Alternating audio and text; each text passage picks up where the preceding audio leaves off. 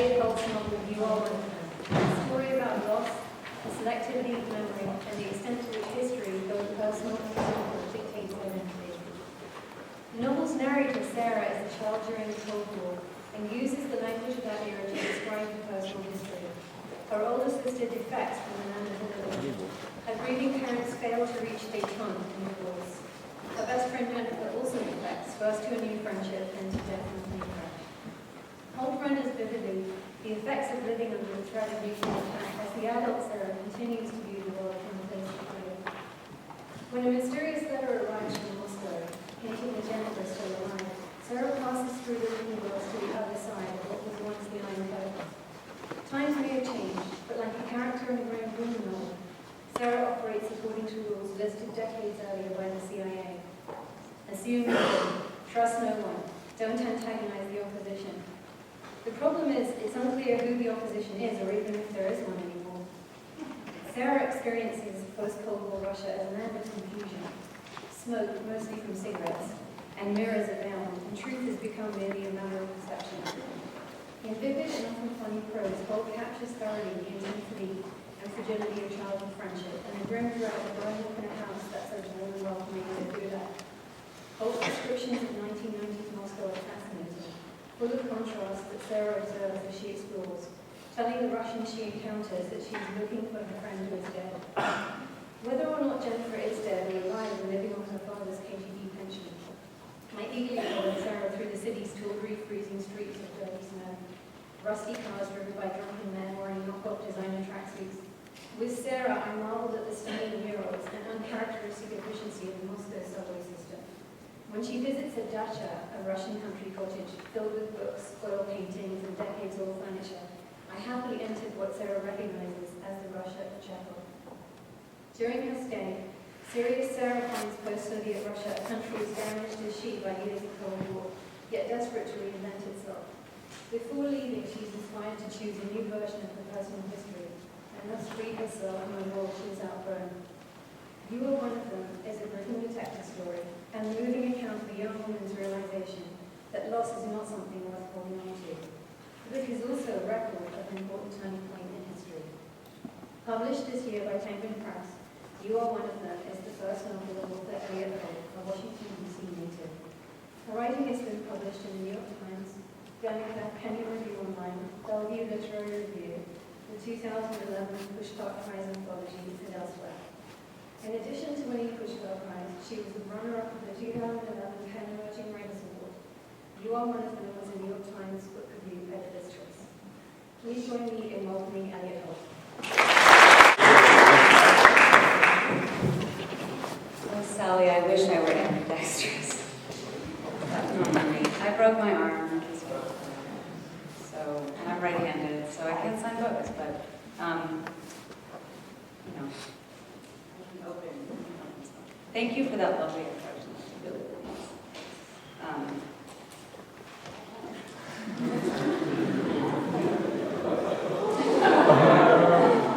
We got frat house up here.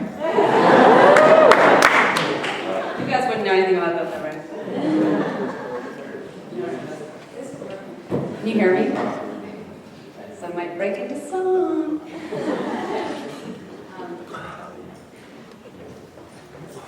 That was really lovely. Thank you so much for having me. I'm really thrilled to be here. This is my first visit to the College Park campus, even though I did in fact grow up in Northwest DC, not very far away. But I've never been here before, so it's really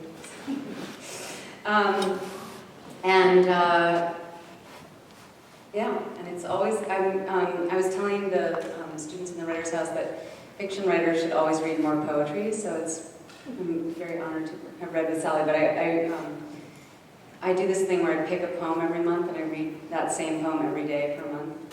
Usually first thing in the morning, it becomes a kind of meditation. I like to read it out loud, but I think all fiction writers should read more poetry because it's important to hear the language, hear the rhythm of the sentences, and so I highly recommend it. Anyway. Okay, so I'm just going to read the first, I guess I'll just read the first few chapters of You Are One of Them.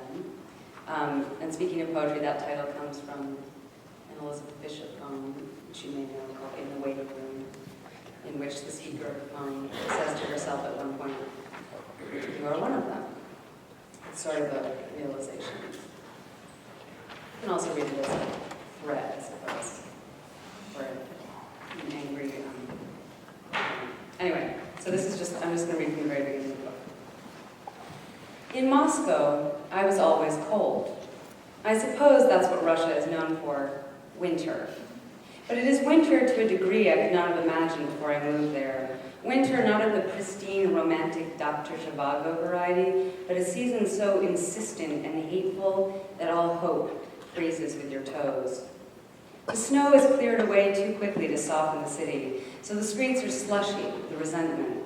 And I felt like the other young women trudging through that slush, sullen and tired, with a bluish tint to the skin below the eyes that suggests insomnia or malnutrition or a hangover, or all of the above. Every day brought news of a drunk who froze to death. I saw one slumped over on a bench on Tverskoy Boulevard with a bottle between his legs and icicles decorating his fingers, distilled into something so pure and solid that I didn't recognize it as death until I got up close. The babushka next to me summoned the police. I cracked under the weight of the cold. My only recourse was to eat. I inhaled entire packages of English tea biscuits in one sitting. They came stacked in a tube, and when I found myself halfway through one, I decided I might as well finish. I polished off a whole tube every night after work, and then pinched the extra flesh around my hips in the bathtub and thought, at least I'm warm. It was 1996. At the English language newspaper where I worked, the other expats were always joking. Russia, with all its quirks, was funny.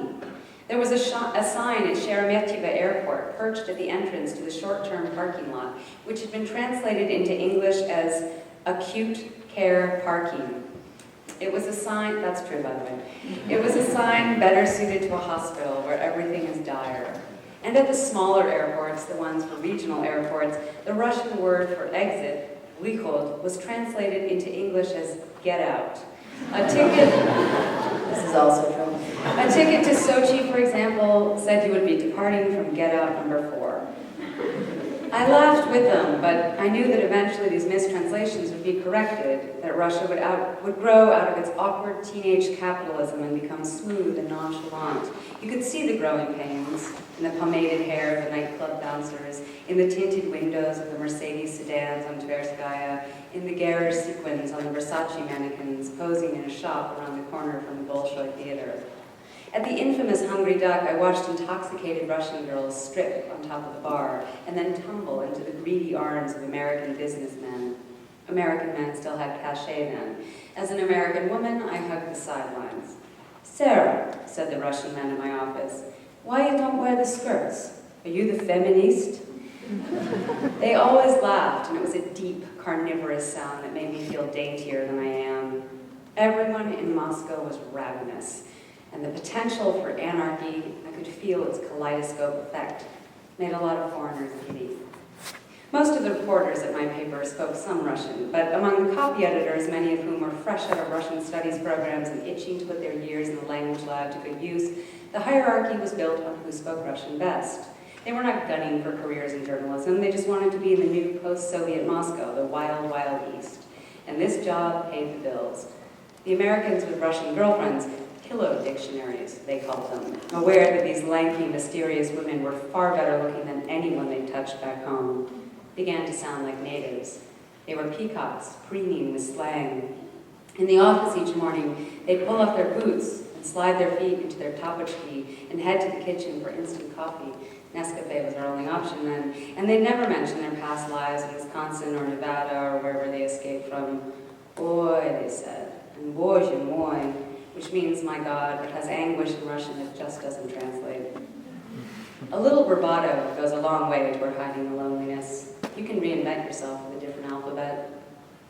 On Saturdays, at the giant Izmailova market, tourists haggled for oriental rugs and matryoshka dolls painted to resemble Soviet leaders. Lenin fits into Stalin, who fits into Khrushchev, who fits into Brezhnev, who fits into Andropov, who fits into Gorbachev, who fits into Yeltsin. History reduced to kitsch.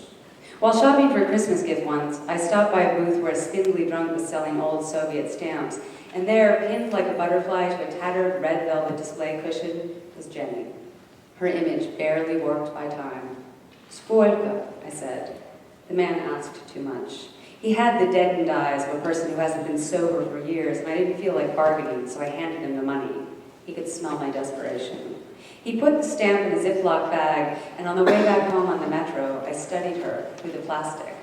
My best friend, commemorated like a cosmonaut. Her name had been transliterated into Cyrillic.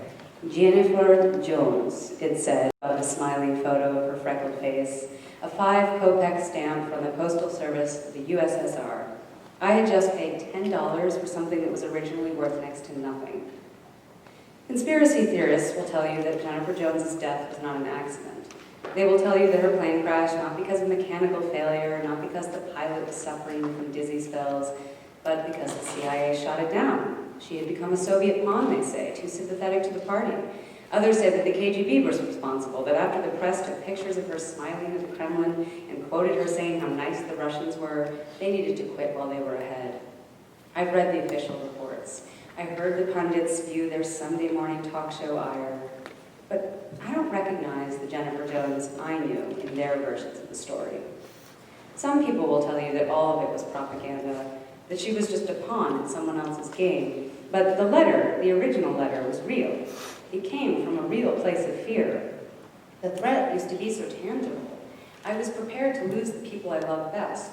My mother, with her fuzzy hair and lemon-colored corduroys, our dog, Pip, and Jenny, always Jenny, whose last act must have been storing her tray table in its upright, locked position.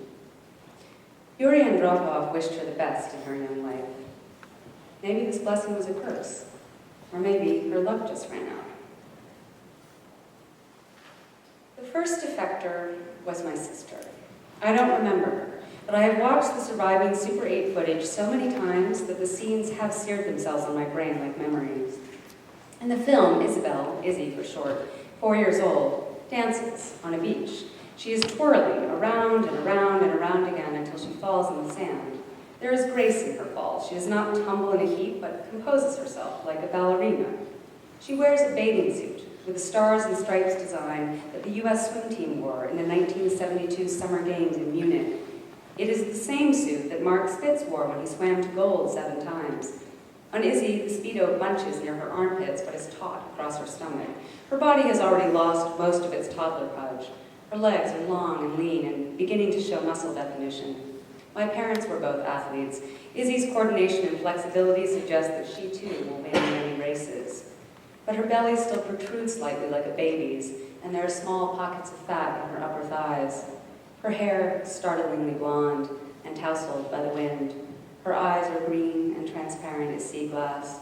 Behind her, the ocean is calm. Her expression betrays already a hint of skepticism. My mother hovers at the right side of the frame, in sunglasses and a wide-brimmed straw hat. She wears a pink paisley bikini, and she holds me, a juicy 9-month-old, with a half-gnawed banana in my right hand, on her lap. The camera rests for a moment on my face, but I am blurry, and before the focus can be adjusted, the lens turns abruptly back to Izzy, who is kneeling in the sand, strangely reverent, and judging from her moving lips and rhythmically tilting head, singing something. The camera pans to my mother once more. She is laughing, head thrown back. 3 minutes of footage shot in August 1973, exactly 1 year before Nixon resigned. There are several notable things about this short film. One, my mother looks relaxed and happy. Half of her face is obscured by the hat, yes, but the smile she wears is an irrepressible one.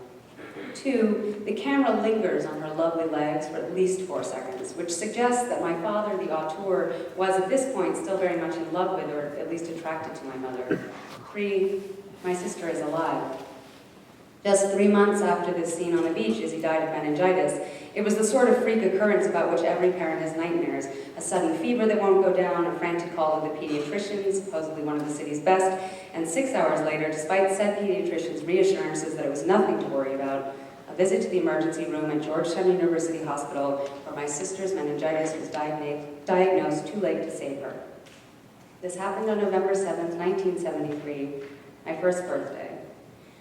Forever after, it was tainted. My parents could never bring themselves to celebrate convincingly. During every subsequent birthday, they would excuse themselves at various points and disappear into their private corners to read. At my 5th birthday party, the first one I really remember, I could hear my mother's wails from the laundry room in the basement. The sound was so alarming, the clown who had been hired to make balloon animals kept copying her creations. "Why is your mom crying?" the kids from my kindergarten class wanted to know. "I had a sister, and then she died," I said. I used to deliver this information matter-of-factly. It was no more weighty than the fact that our house was stucco or that my father was British. I was 3 when my parents told me I had a sister, and it was a relief to know that there was an explanation for the absence I'd felt for so long in my limbic memory. I'd reach for a baby doll, a doll I later learned to belong to her, and picture it cradled in another set of arms. And sitting beneath our dining room table once when I was 4, I was overcome with deja vu. I was sure I had sat in the same spot with Izzy. It must have been just before she died. I must have been 11 months old. I could almost hear a breathy, high-pitched voice urging me to smile, little Sarah, smile. And soaking in the tub, even now as an adult, I sometimes sense the memory of bath time with my sister, my foot touching hers under the water as the tub filled, the sight of her leaning back to tip her blonde head under the faucet, letters of the alphabet in primary colors stuck on the porcelain sides of the tub, arranged in almost words, and my mother, crouched on the floor beside us, her sleeves rolled up so that her blouse didn't get wet as she washed our hair. And after we were pulled from the water, did we wriggle free of our towel cocoons and chase each other around the house naked? Did I make her laugh? I have no proof that it didn't happen. I feel certain it did. I loved watching that film with my sister. My parents had bought the camera right before that beach trip, so there is no earlier footage of her. There are photographs, of course, but it was a thrill for me to see her move. My mother liked to watch the home movies every Saturday night, and screening them was a labor-intensive process. You had to set up the projector on the end table we used as a base, thread the reel through the machine. Careful, careful, my mother would say to my father. And sometimes, when the projector overheated, the film would burn, and darkness would spread across the image on the living room wall. It was terrifying to watch that dark blot fill the screen, as if our past were being annihilated right in front of us. It happened so quickly. One moment, bright with light, and then, suddenly, nothing but darkness. We lost many precious moments this way. Stop it, turn it off, my mother would cry, as my father fumbled with the projector, trying to save the rest of the reel from being fried, including the establishing shots of Izzy on the beach. Zoom into her cherubic face, and then we watched that face melt. "My baby girl," my mother whimpered, while the loose strand of film flapped hysterically, and my father struggled to turn off the machine. The whirring stopped, and then we were all quiet as he put the reel away in its gray steel case. "Sometimes I think we should just let it burn," he said one evening. "It's the only one we have of her," said my mother. "But we've got to let go, Alice. We've got to look forward." She launched her iciest stare at him. "Is there something better on the horizon?" We didn't watch the Izzy footage again after that. My mother was afraid the rest of the reel would be destroyed, so she hid it in a hat box in her closet. But when I was old enough to operate the projector, I sneaked late-night viewings with my sister. I would wait until I was sure my mother was asleep and then creep into her dressing room. She kept the hat box on the top shelf, and as I reached for it, my hand would graze the silks of the dresses my mother had long ago stopped wearing. She retired her glamour when my sister died. "You may not believe this," my father said, "but at Radcliffe, your mother was the life of the party." In the dark of the living room where I set up the projector, the same place we always watched home movies, Izzy's sequence of movements, turn, fall, kneel, became a sort of meditation. I realized that I see all my memories this way. Everything I remember unspools in the flickering silence of Super 8 film. Each scene begins with the trembling red stripe of the Kodak logo and ends with the sound of the reel spinning, spinning, spinning until someone shuts it down. Okay, I'm just going to skip one chapter. And then this next little section I'm going to read. The narrator, Sarah Zuckerman, this book takes place partly in the 1980s in Washington, D.C., and partly in 1995 in Moscow. And So the narrator is telling the story from a perch in her 30s. So she's looking back at these two points in her life. And this next bit is 1990. So she's looking back at 1995. There are gangsters in Moscow, my mother said when I told her I wanted to go to Russia. It was 1995, 6 years after the fall of the Berlin Wall, and I had just graduated from college. My classmates set off for New York and San Francisco. Several of them went on to make millions at internet startups. But now that the Cold War was finally over, I wanted to see the former Soviet Union. I'd also begun to harbor romantic notions of journalism, and I'd heard it would be easier to break into a newspaper there. A new English language daily was hiring expats. I even argued that my trip would help my mom's foundation. It had been exactly 10 years since Jenny's death, and a commemorative journey to Russia would be good PR. What I didn't tell her is that I had another reason for wanting to visit Moscow. A month before graduation, I received a strange letter. It arrived inside a manila envelope from my mother, who periodically forwarded mail that came from Washington. It drove me crazy that she never added a note of her own. She had never been the kind of parent who sent letters or care packages, but I would have settled for scribble on a post-it. See you at graduation. This package, though, contained only a white envelope addressed to me in a broad, sweeping hand. The envelope had a corporate logo, but it was not one I recognized. DDBD in orange block letters, and underneath it in gray, Moskva. I'd fulfilled my foreign language requirement with 2 years of Russian, so I knew that Moskva is Moscow in the Cyrillic alphabet. I turned the envelope over. The return address was printed in the same corporate orange.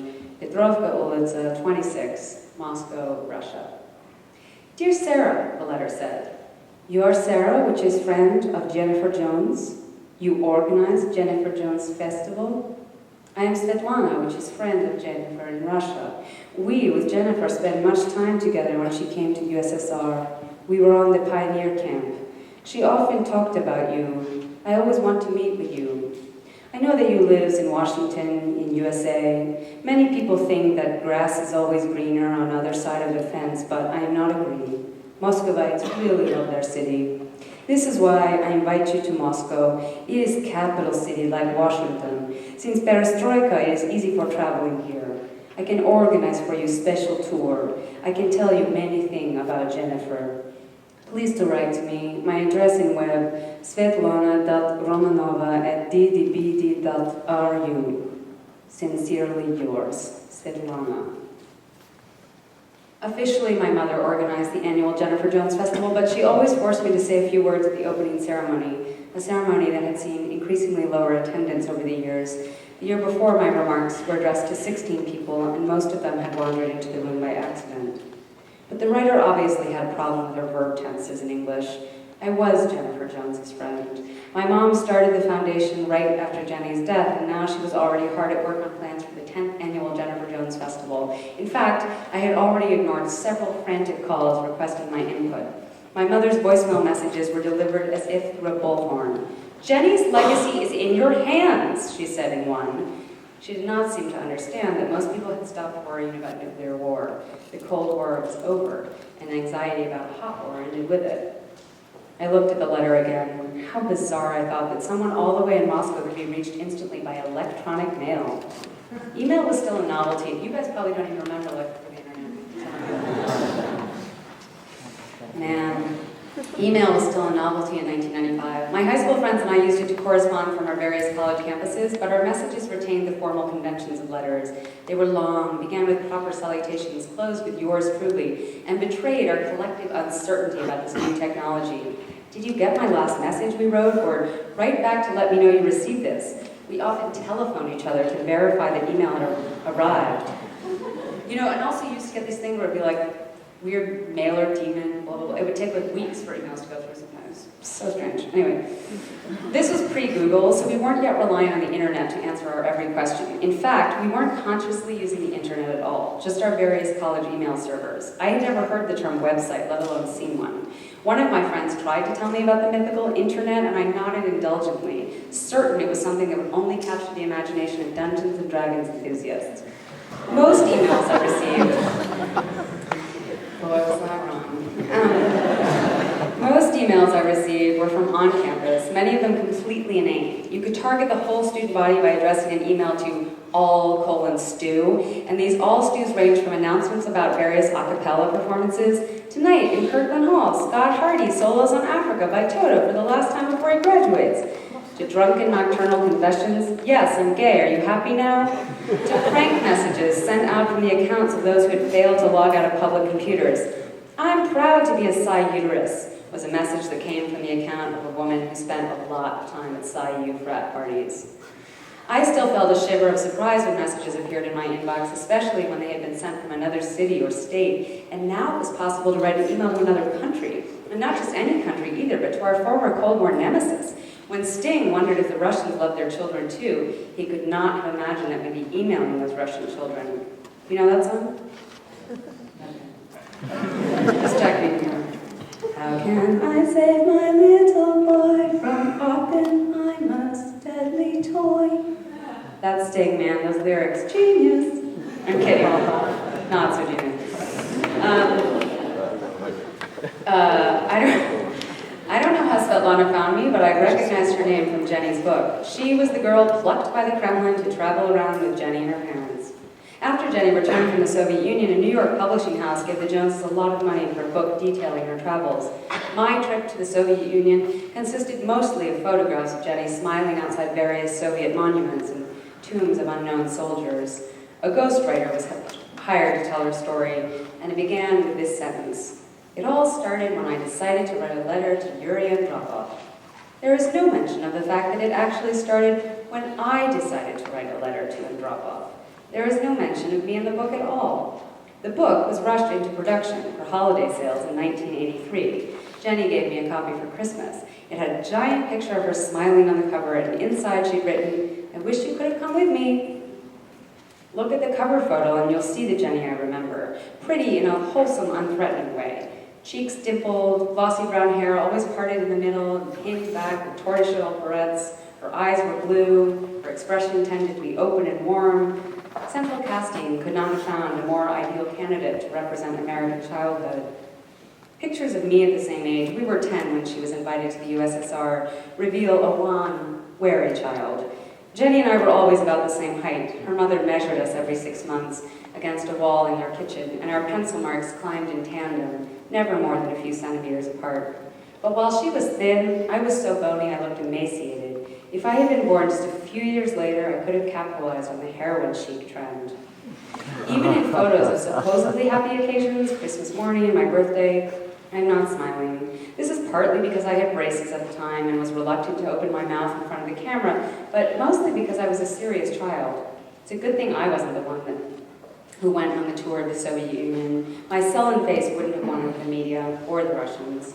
Jenny was a natural diplomat, and she was so photogenic that when she returned to the States, she was offered roles in several films.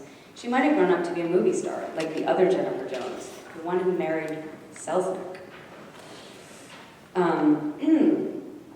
I didn't email Svetlana right away. I wasn't ready to dredge up the past. For years I had kept a file box of Jenny memorabilia under my bed. I even brought it to college with me because I worried my mother would confiscate it for her collection. She was still petitioning the Smithsonian to create a Jennifer Jones exhibition at the Museum of American History.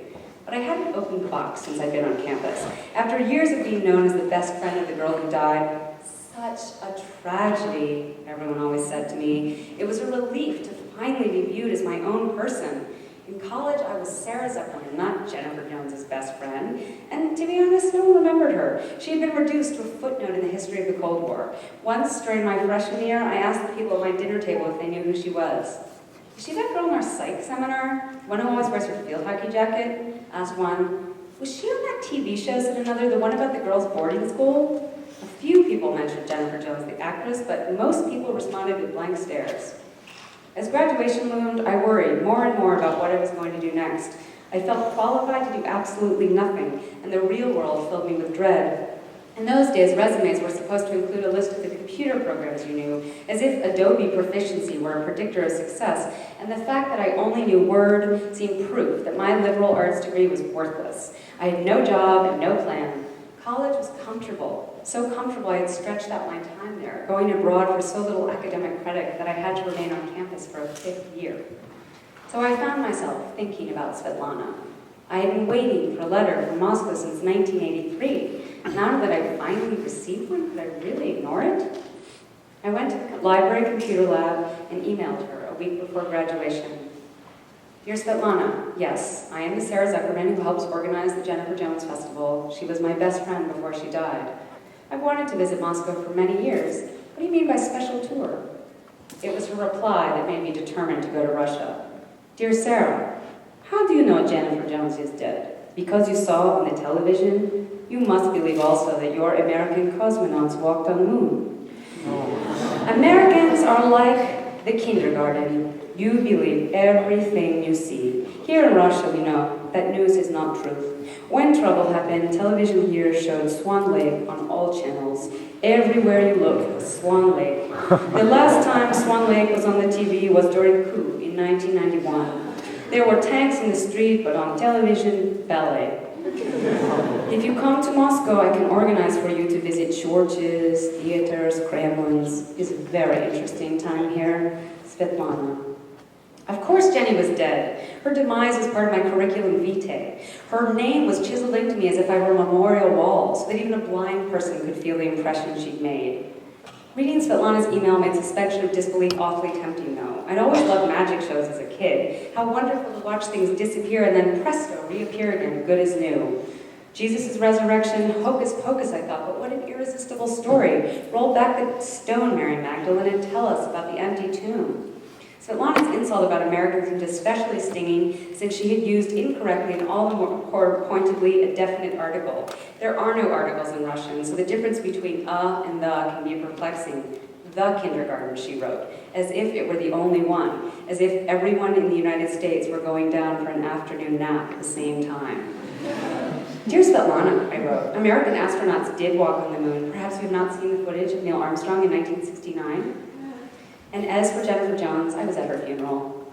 It was at the National Cathedral to accommodate the hundreds of mourners and press. The service was for all three of them, Jenny and her parents who died with her, but it was Jenny that the news crews were interested in. Jennifer wanted peace, the Bishop of Washington said, and now she has found it. My mother rolled her eyes. Your moon landing was Gollywood special effects, said Svetlana's reply. Because there is no equivalent of the letter H, Russians say Gollywood, not Hollywood. Stage spectacle to win space race.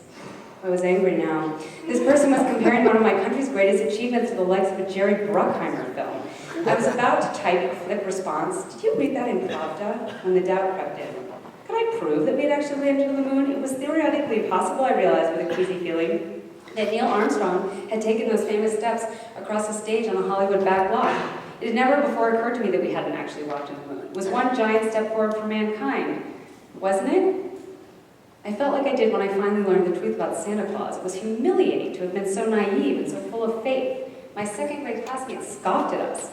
Why was I the last to know, I remember asking my mother. And the thing is, they never actually found Jenny's remains. The plane that crashed was a twin-engined, unpressurized 15-seater, though only 4 passengers, Jenny, her parents, and her manager were on board that day, and it went down off the coast. When the plane disappeared from the radar screen, a search went out, and the wreckage was found the next day, but the bodies were never recovered, and the cause of the crash remains mysterious. But who did Svetlana think she was? You can't just write to someone out of the blue suggesting that their dead best friend is still alive. It was a cruel joke. I imagined my antagonist halfway around the world. She was almost certainly wearing too much makeup. The Russian girls I'd seen on TV looked like they were living in a funhouse mirror of the 80s. Blue eyeshadow applied with so little discretion that the effect was grotesque. Come to Moscow to see truth, Svetlana wrote. But what was the truth? Moscow, said my friend Juliet when I told her my plans. Don't you want to go somewhere warmer? Somewhere with palm trees, maybe? Don't you know the Cold War is over? Moscow's the new Prague, said my friend Sam. Russian girls are hot, he said, at least until the babushka drop-off. What makes you such an expert in the life cycle of Russian women's looks, I said. Oh, the babushka drop-off is well documented. Russian women are insanely hot when they're young, and then at like 26, they turn into fat old women wearing headscarves. There's no in-between phase. Sam's opinions came courtesy of his cousin Corinne, who had recently moved to Moscow to launch the Russian edition of an American fashion magazine. When I emailed her, Corinne offered me her guest room until I could find housing of my own. I have a place to stay, I told my mother, with an American. I'll be safe. I'll stop there. Thank you.